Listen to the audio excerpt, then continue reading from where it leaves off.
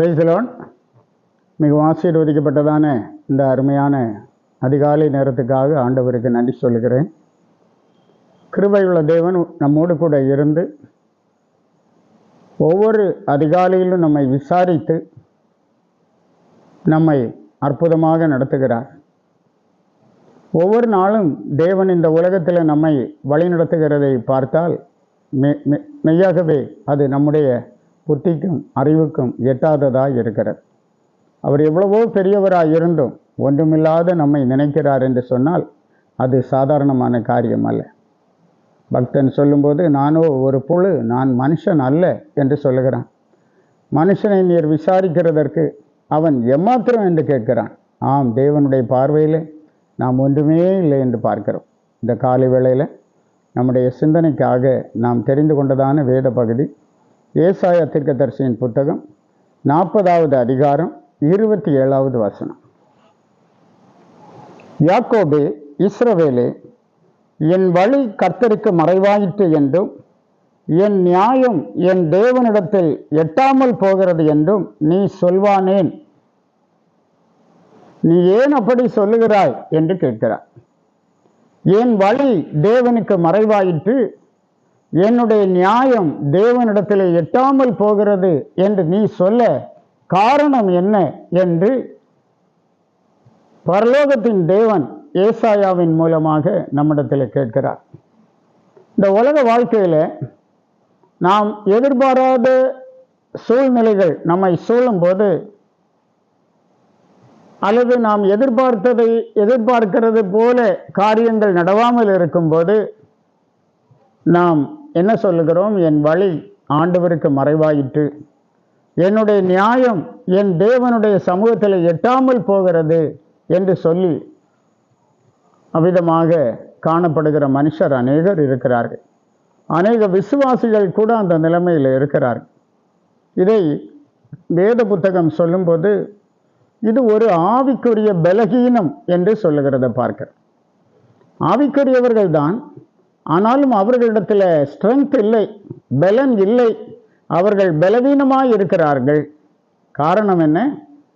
தேவனோடு உறவாடுகிற அனுபவம், தேவனோடு ஜெபித்து தேவ சமூகத்தில் ஜெபித்து தேவனோடு பழகுகிற ஒரு அனுபவம், ஐக்கியமாயிருக்கிற ஒரு அனுபவம் இல்லாதபடினாலே அவர்கள் தங்கள் சுயத்திற்கு அதிக முக்கியத்துவத்தை கொடுத்து இப்படி பேசிவிடுகிறார்கள் என்று பார்க்கிறோம்.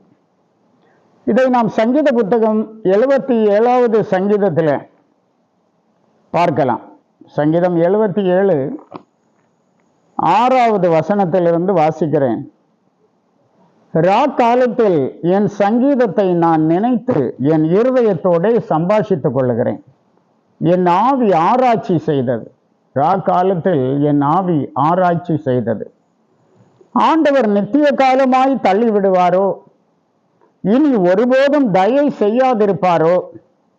அவருடைய கிருபை முற்றிலும் அற்று போயிற்றோ? வாக்குத்தத்தமானது தலைமுறை தலைமுறைக்கும் ஒளிந்து போயிற்றோ? தேவன் இரக்கம் செய்ய மறந்தாரோ? கோபத்தினாலே தமது உருக்கமான இரக்கங்களை அடைத்து கொண்டாரோ என்றேன். பாருங்க, என்னென்ன சிந்தனை, என்னென்ன காரியங்கள் ஆராய்ச்சி.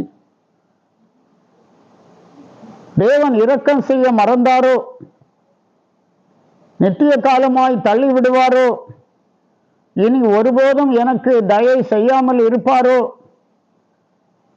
அவருடைய கிருபை முற்றிலும் அற்று போயிற்றோ?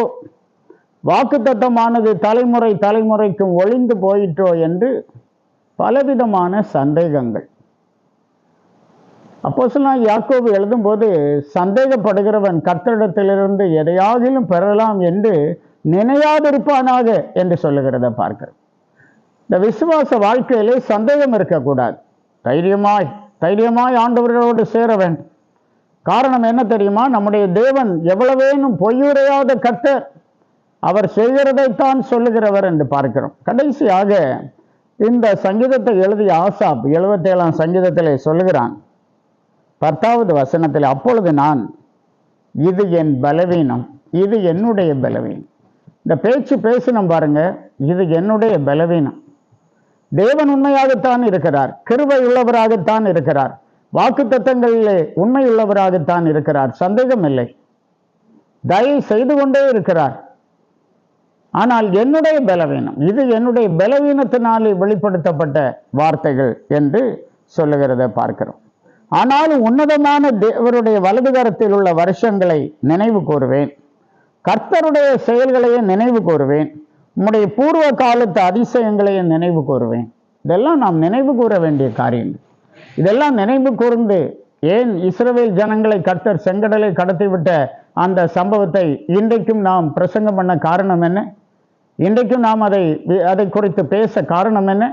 கர்த்தருடைய வல்லமை எவ்வளவு பெரிது, இன்று காணும் எகிப்தியனை இனி என்றைக்கும் காண மாட்டா என்று சொல்லி சொன்ன வார்த்தையிலே உண்மையுள்ளவராய் எகிப்தியனை செங்கடலை மூடி போட்டார் அல்லவா? ஆகவேதான் அதை இன்றைக்கும் நாம் பிரசங்கம் பண்ணுகிறோம்.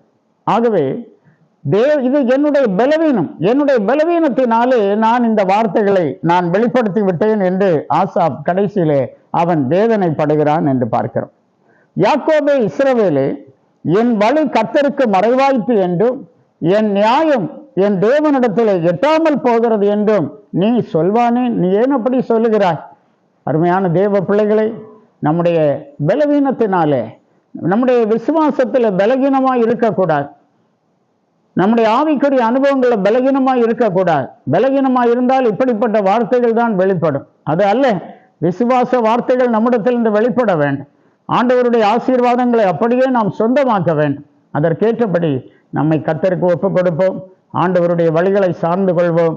கர்த்தர் நல்லவராயிருக்கிறார், பெரிய காரியங்களை அவர் நம்முடைய வாழ்க்கையிலே செய்கிற கர்த்தராக இருக்கிறார்.